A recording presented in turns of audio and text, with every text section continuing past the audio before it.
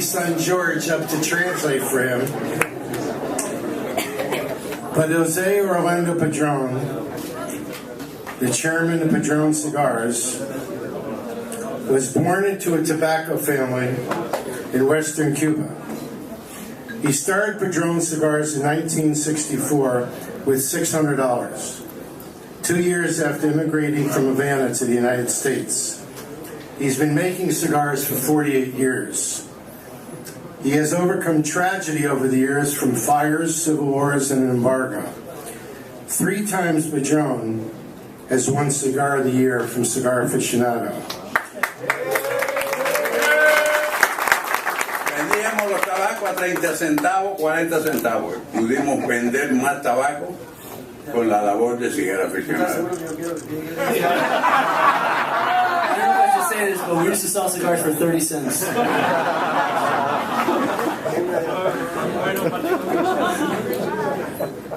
Ya él hizo la historia cuando fue por primera vez a recibir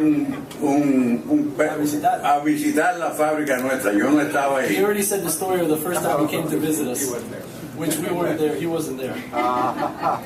Porque venía de Cuba y dije, este debe ser comunista.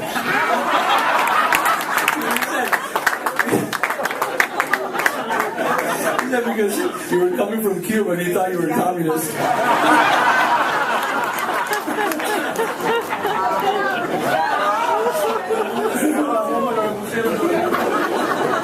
After the bombs that they had put in the factory, he didn't want another bomb for talking to you. En la historia del tabaco y en cualquier historia, lo primero que tiene que ser uno es ser agradecido. Agradecido con los clientes, agradecido con la familia de nuestra que hasta ahora, gracias a Dios, y nuestros clientes que también han servido para que uno les agradezca. That for him, the most important thing is to show his gratitude and being grateful. So, yeah.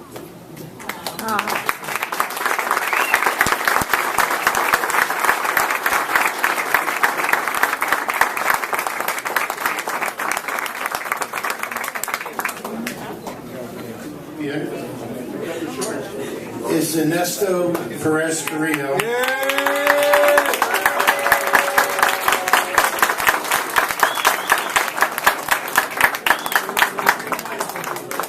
Boy, could I go on and on. I think we only rented the room through 10 o'clock, so Ernesto began working alongside his father in Miami 40 years ago. He took the tiny La Gloria Cabana brand and built it into one of the best-known brands in the industry. Recently, he set out on his own with his son and daughter. And, I mean, really, it was incredible. That first day, we sold over $25,000. So I called my wife Elena and I said, I don't know what's happening, but we better get some more people working for us because what's happening is incredible. And this has been the effect of the magazine. It told people, look, it's all right to do what you want to do. It's okay to smoke. And this is what life is all about, sometimes life puts challenges in front of us that we're afraid to meet. And sometimes we're not fair to ourselves in the sense that, this is America. This is the biggest country in the world. And nothing can stop a dream. As long as our dream is real and is for the betterment of humanity. And I think that's what, Cigar Aficionado did. So I guess my speech is it's not going to be given, but I want to thank a few people here. I want to thank my wife, Elena, who's been with me since we were 15. And she's always, every time I'm a little weak, she says to me, you're not the man I married. Come on, put your pants on. My 2 kids, Lisette and Ernie, they've revived Barry. They're the backbone. They're the backbone of this magazine. And I thank you guys. And one thing before I leave, the young people that are just starting out now, 20 years from now, I'm going to be here. And hopefully you'll be up here receiving this honorable award that I'm receiving today. Here, here. Thank you. Thank you very much.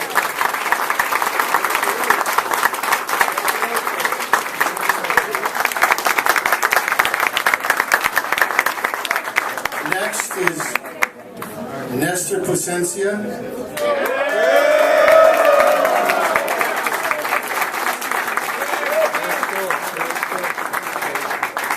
Who too was born in Cuba in the cigar business. He's been around tobacco his entire life. The man is the largest tobacco grower in Central America. He employs more than 5,000 people. He produces more than 25 million cigars a year, and he is part of the team that created the Cigar of the Year Casa Magna in 2008. Congratulations, Nestor.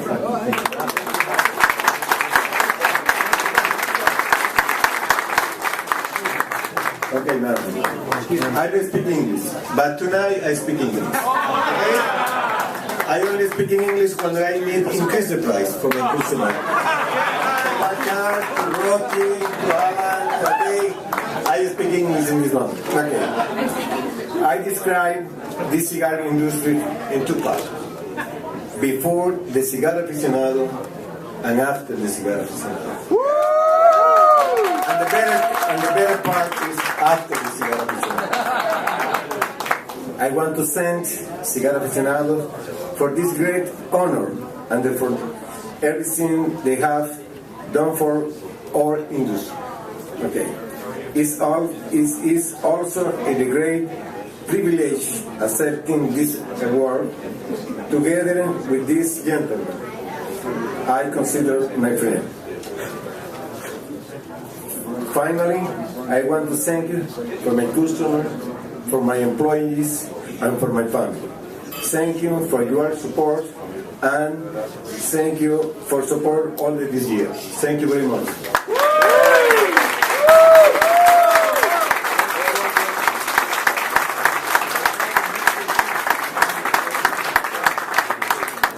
Manuel Manoa Quesada.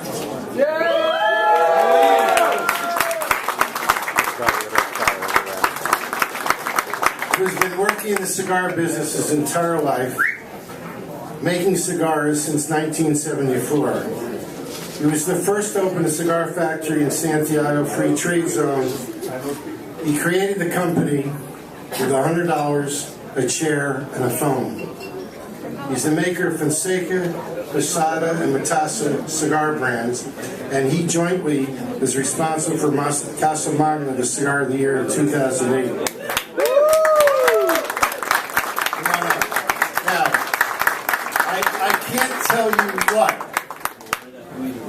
I can't tell you what, but before the magazine, when I went to visit him,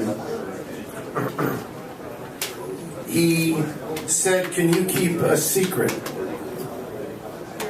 And I said, "Of course I can keep a secret. I'm a journalist, for Christ's sake."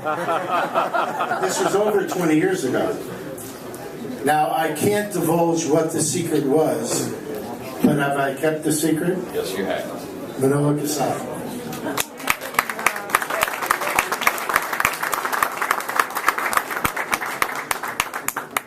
Good evening to all. In our industry, there are certain things that we hold dear to our hearts. Honor is one of them.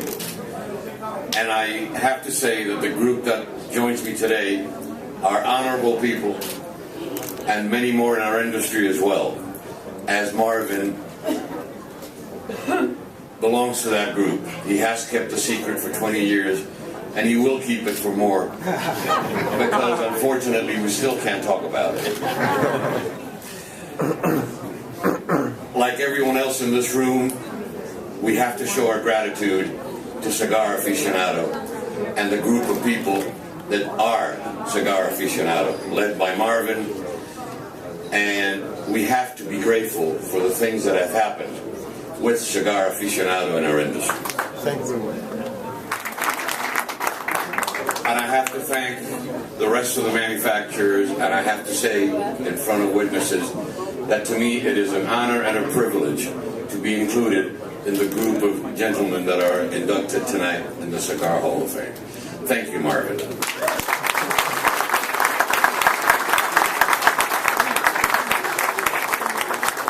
The final recipient, I just want to say to those of you who've come here from all over America and from Europe, who I've been friends with for 20 years, whose stores I've been in, whose factories I've visited, I'm very grateful for you coming tonight, and I hope you hold it in the same memory that I'm going to hold tonight.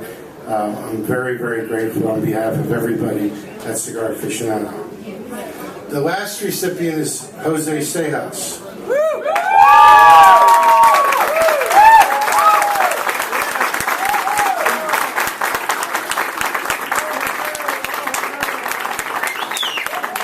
Jose is a retired general manager of Tabacalera de Garcia.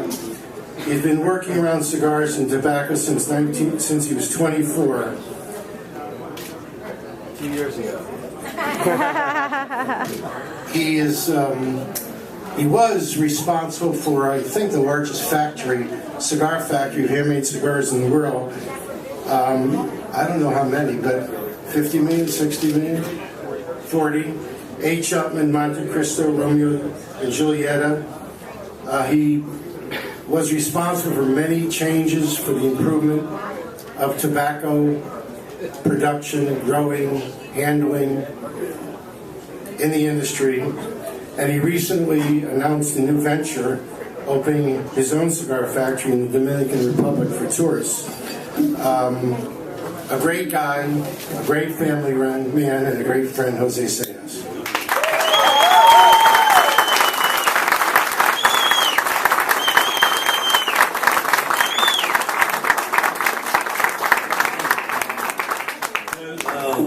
Marvin left me for the last one here, so I lost all my lines. So I had to improvise. And I'd like to say that in the beginning of the magazine, Marvin and Gordon came to visit us in La Romana, and we closed our doors in the conference room and started smoking cigars.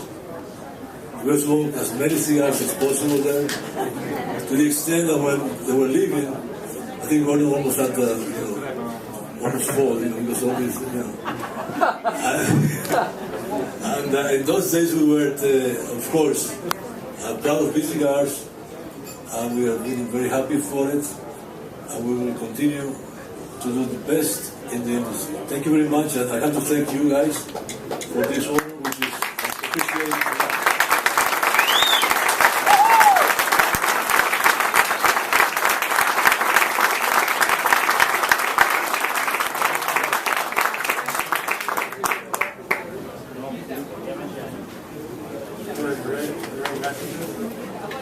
Well, we're done. I hope we're back together another 10 years, another 20 years from now. Yes, sir. Thank you all for coming. Enjoy the food, enjoy the drinks, enjoy the evening, and we'll be walking around saying hi to everybody. And from the bottom of my heart, thank you for coming.